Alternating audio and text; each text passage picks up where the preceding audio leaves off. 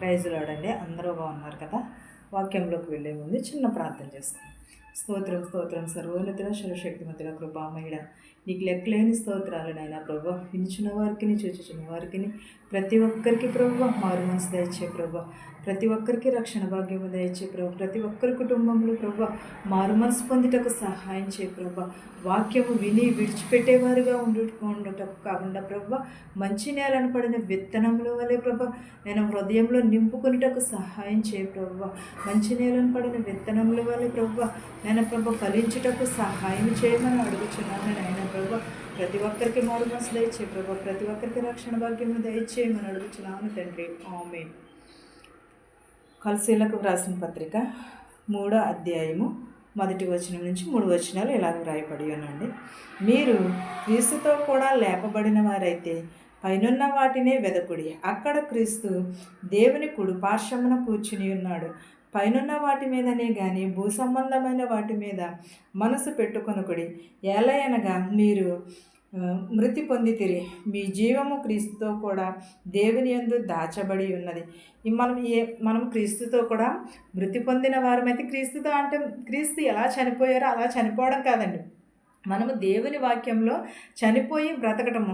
మనము వాక్యము వింటున్నాము కానీ విని దాన్ని ఏం చేస్తున్నాము, విడిచిపెట్టేస్తున్నాము. అందులో అలాగే విడిచిపెట్టకోకుండా హృదయంలో నింపుకోమని అంటున్నాడు. మీరు క్రీస్తుతో కూడా లేపబడిన వారైతే పైనున్న వాటిని వెతకమంటున్నాడు. పైన ఏమున్నది? పరలోక రాజ్యం ఉన్నది. అక్కడ ఏది కూడా ధనాపేక్ష కూడా ఏది ఉండదు. భూలోకంలో ఏమున్నది? పాపం ఉన్నది, వ్యభిచారం ఉన్నది, దొంగతనం ఉన్నది, జారత్వం ఉన్నది. ఇవన్నీ కూడా భూలోకంలో ఉన్నాయి. ధనము ఉన్నది, లేకపోతే బళ్ళు, కార్లు, బండ్లు, ఇవే ఈ లోకాశే భూ సంబంధమైనవి. అంటే పైనున్నవి అంటే వాక్యము, ప్రార్థన, ప్రతి ఒక్క నిమిషమును కూడా దేవుని యందు నిలబడి ఉండటమే. వాక్యంలో మనము ఫలించుటయే. వాక్యంలో మన వాక్యం ఏమై ఉన్నది? మన పాదములకు దీపమై ఉన్నది. పరలోక రాజ్యంలో ప్రవేశించాలని ప్రతి ఒక్కరము అనుకుంటున్నాం. కానీ ఏం చేస్తున్నాం? పరలోక రాజ్యం ప్రవేశించాలని ఈ లోకపు చూస్తున్నాం. మనము ఇవే ఆశ ఆశ ఆశ ఆశకి హంతు పంతు లేదు. కానీ దేవుడు ఏమంటున్నాడంటే ఈ భూమి మీద ఉన్నది ప్రతిదీ కూడా వ్యర్థమే అని అంటున్నాడు. కానీ పైనున్నది ఏమున్నది? దేవుని రాజ్యం ఉన్నది. అక్కడ చిమ్మెట ఉండదు, దొంగతనం ఉండదు, ఏది కూడా ఉండదు. దేవుని వాక్యము మాత్రమే ఉంటుంది, దేవుడు మాత్రమే ఉంటాడు. అక్కడ మనము ఏమి వెతుక్కుంటాము? పరలోక రాజ్యంలో చేరాలని ప్రతి ఒక్కరమును అనుకుంటాము. కానీ మనం ఇక్కడ నుంచే కదా మనం పునాది వేసుకోవాలి. పరలోక రాజ్యం వెళ్ళాలి, ప్రతి ఒక్కరము రక్షణ పొందాలి, ప్రతి ఒక్కరమును మారు మనసు పొందాలి. మనకి దేవుని రాజ్యము ప్రవేశం కావాలి. దేవుడు మన కొరకు వచ్చి ఉన్నాడు, ఆయన వచ్చాడు, లేఖనములు నెరవేర్చాడు. కానీ మనకంటే ముందుగా వెళ్ళి ఆయన మనకు మార్గం సిద్ధపరుచుతాను అని అన్నాడు. మార్గం సిద్ధపరచడానికి వెళ్ళి ఉన్నాడు, మన మార్గం సరళం చేయడానికి వెళ్ళి ఉన్నాడు. అలాగని మనం ఏం చేస్తున్నాం? అక్కడ దారి కోసం వెతకట్లేదు, కానీ భూలోక సంబంధమైన వాటి కోసమే మనము వెతుకుచున్నాము. భూలోక సంబంధమైన వాటి మీదనే మనము మనస్సు పెట్టుకొని చుంటున్నాము. కానీ దేవుని యందు మనము జీవించాలి. ఏమని అంటున్నాడు? మీరు మృతి పొందితిరి, మీ జీవము క్రీస్తుతో కూడా దేవుని యందు దాచబడి ఉన్నది అని అంటున్నాడు. చనిపోయిన వారు అందరూ కూడా దేవునిలోనే లేపబడి వెళ్తారు. మనం ఈస్ట్ వచ్చింది, ఈస్ట్ వస్తే ఏమని? అయ్యో నా భర్త వచ్చి ఉంటాడు ఇక్కడే, ఒకవేళ నా బిడ్డలు వచ్చి ఉంటారే, అయ్యో నా భర్త అని అన్ని రోజులు మర్చిపోతాము. కానీ ఈస్ట్ వచ్చేసరికి మాత్రం దేవుడు మనకి చనిపోయిన వాళ్ళందరూ గుర్తుకొచ్చేస్తారు. అంతసేపు ఎవరు కూడా మనకి గుర్తుకు రారు, కానీ చనిపోయినప్పుడు అందరూ గుర్తుకొచ్చేస్తారు. వెళ్ళిపోయి వెయిట్ చేస్తాము, ఇది చేసేస్తాము. కానీ బ్రతికుండగా మనకింత ముద్ద పెట్టగలిగామా? మనం బ్రతికుండగా వాళ్ళని చూడగలిగామా? మంచిగా చూసుకో. ఇదే చనిపోయిన తర్వాత భోజనాలు పెడతారా, అదే డబ్బు బ్రతికుండగా వాళ్ళకి ఖర్చు పెడితే ఇంకొక అన్ని రోజులు బ్రతుకుతారు కదా వాళ్ళు కూడా. అలాగే మృతి పొందిన వారు దేవుని యందు దాచబడిన వారు అని అంటున్నారు. జీవమును క్రీస్తుతో కూడా దేవుని యందు దాచబడిన వారు అన్నారు. మనకు జీవమై ఉన్న క్రీస్తు ప్రత్యక్షమైనప్పుడు మీరును ఆయనతో కూడా మహిమ యందు ప్రత్యక్షపరచబడుదురు అని అన్నాడు. అలాగే మనకు జీవమై ఉన్నప్పుడు, క్రీస్తు ప్రత్యక్షమైనప్పుడు మీరు ఆయనతో కూడా మహిమను ప్రత్యక్షపరచబడుతారు అని అంటున్నారు. క్రీస్తు వచ్చినప్పుడు ప్రతి ఒక్కరు కూడా లేపబడతారు, క్రీస్తు యందు లేపబడతారు. దేవుని వచ్చి రాకడికి అందరం కూడా మృతులైన వారందరూ కూడా లేపబడతారని. అది నిజమో కాదో మనకు తెలియదు కానీ లేవబడిన వారు కూడా చాలామంది ఉన్నారు. చనిపోయిన లాజర్ని దేవుడు లేపాడు. యేసుక్రీస్తు వారు 3వ రోజు లేస్తానన్నారు, లేచాడు. అలాగే ప్రతి ఒక్కరూ కూడా లేపబడదురేమో, దేవుడు వచ్చినప్పుడు లేస్తారేమో, అది మనకు తెలియదు కదా. అది జరగవలసింది జరిగిపోయిందంటే మనకు తెలుస్తుంది. జరగబోయేది ఎవరికి తెలుసు? ఒక దేవునికి మాత్రమే తెలుసు. అలాగే జరగబోయే దానికోసం కాదు, మనం ఈ లోక సంబంధమైన వాటి కోసం వెతకకూడదు. దేవుని రాజ్యంలో ప్రవేశించాలి, దేవునిని వెతకాలి, వాక్యమును వెతకాలి. వాక్యము మన పాదములకు దీపమైనది, దానిని మనం అనుసరించి నడుచుకోవాలి ప్రతి ఒక్కరమును కూడా.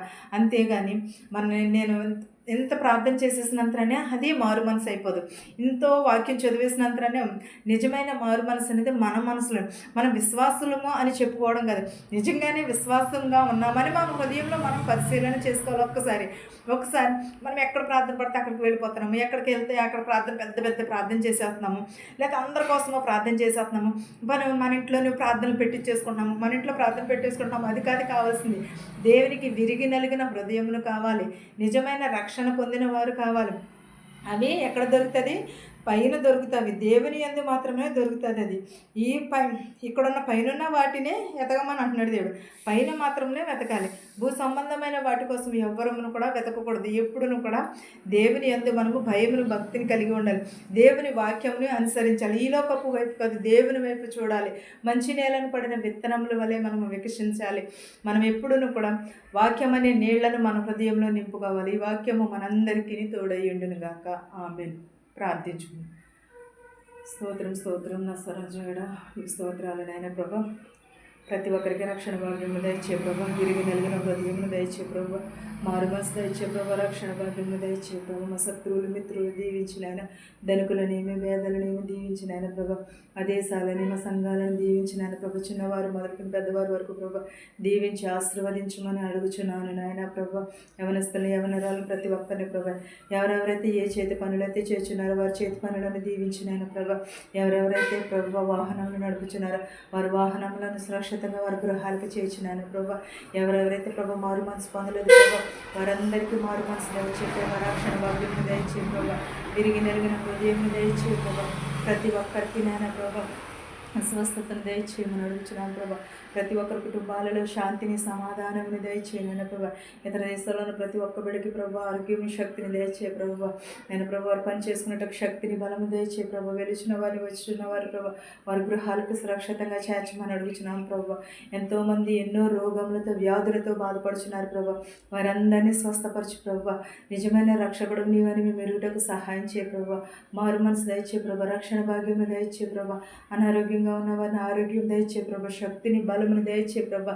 ప్రతి ఒక్కరి కుటుంబాలలో శాంతిని సమాధానం దయచే ప్రభా. అనేకమైన చోట్ల ప్రభా మీటింగ్స్ జరుగుతున్నాం ప్రభా, మీటింగ్స్ అంతట్లోని తోడు నీడగా ఉండమని అడుగుతున్నాం ప్రభా. ఆరోగ్యముని శక్తిని బలమును దయచేయమని నా ప్రార్థనను నీ పాసాన్ని చేర్చుకోమని యేసు నామములో బ్రతిమాలి వేడుకొనుచున్నాను తండ్రి. ఆమేన్. పరలోకమందున మా తండ్రి, నీ నామము పరిశుద్ధపరచబడిన గాక, నీ రాజ్యం వచ్చును గాక, నీ చిత్తము పరలోకమందు భూమి నెరవేరినట్లును మా నిందిన ఆహారం నేడు మాకు దయచేయము. మా ఏడల అపరాధములు చేసిన వారిని మేము క్షమించిన ప్రకారం మా అపరాధంలోనూ క్షమించము. దుష్టు నుండి శోధన నుండి తప్పించము. రాజ్యమును శక్తిని మహిమయు నిరంతరము నీవై ఉన్నావు మా తండ్రి. చూచుచున్న వారికి నీ వినిచిన వారికి నీ వాక్యం పైన నా కుటుంబం పైన సదాకాలం నీ కృప తోడై ఉండును గాక. ఆమేన్. ఆమేన్. అందరికీ వందనాలు.